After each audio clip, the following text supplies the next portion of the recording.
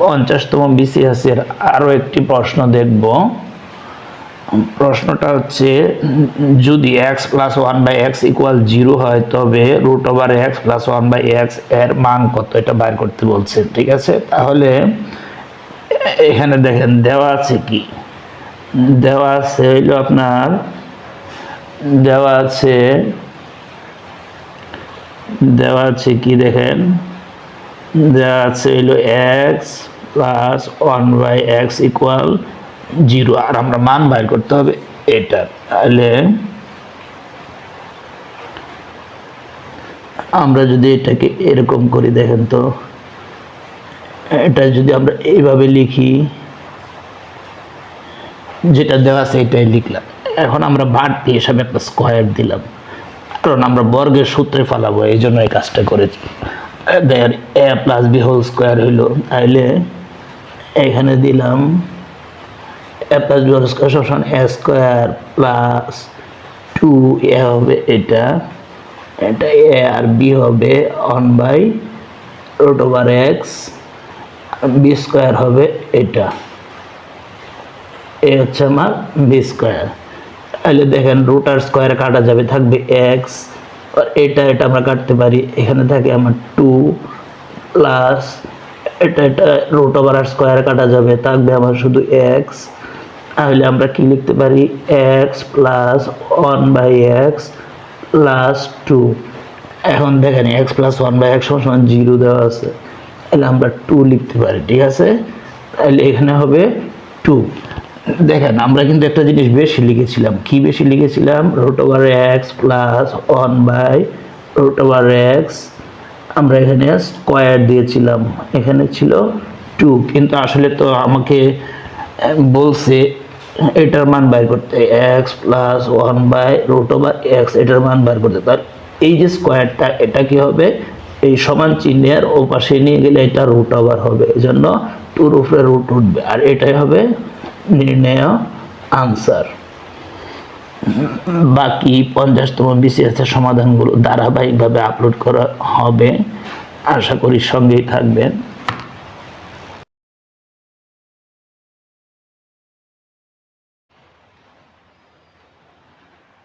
অ্যাবসিসা শব্দটির বর্ণগুলোকে নিয়ে কত প্রকার বিন্যাস করা যায়? এই প্রশ্নটি এসেছিল 50তম বিসিএসে।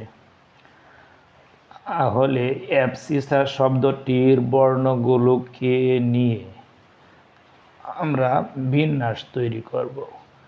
তাহলে বিন্যাসের নিয়ম কি, প্রথমে আপনাকে দেখতে হবে এখানে টোটাল কয়টা অক্ষর আছে। তাহলে আমরা অক্ষরগুলো গুনি, 1 2 3 4 5 6 7 8, এখানে অক্ষর আছে, মোট অক্ষর আছে কয়টা, মোট অক্ষর আছে, মোট আছে আপনার 8।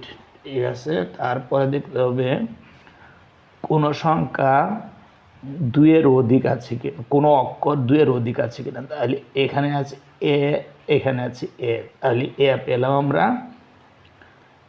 এ পেলাম কয়টা, 2টা এ পেলাম, এ হচ্ছে 2টা। আর এস দেখি তো 1 2 3, এস আছে আপনার 3টা এস আছে। ঠিক আছে, 3টা এস আছে। তাহলে আমরা এটাকে বিন্যাস করার নিয়ম হচ্ছে, আমরা প্রথমে টোটালটার ফ্যাক্টরিয়াল দিব, তারপর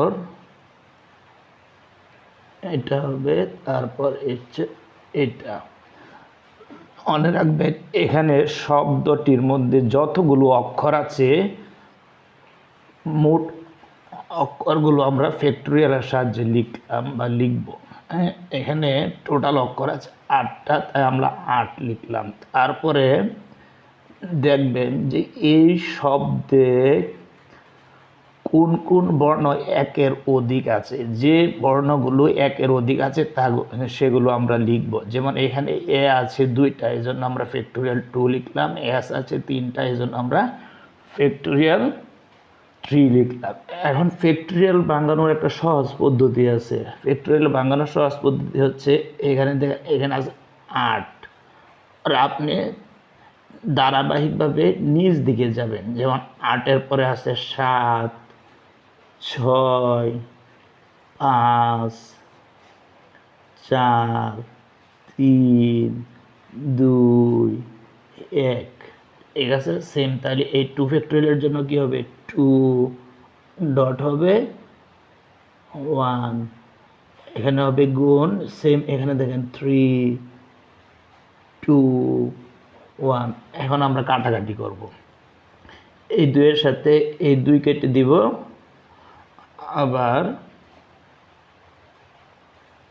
3-এর সাথে 3 কেটে দেব, 2-এর সাথে এই 4 ভাগ করলে হবে 2।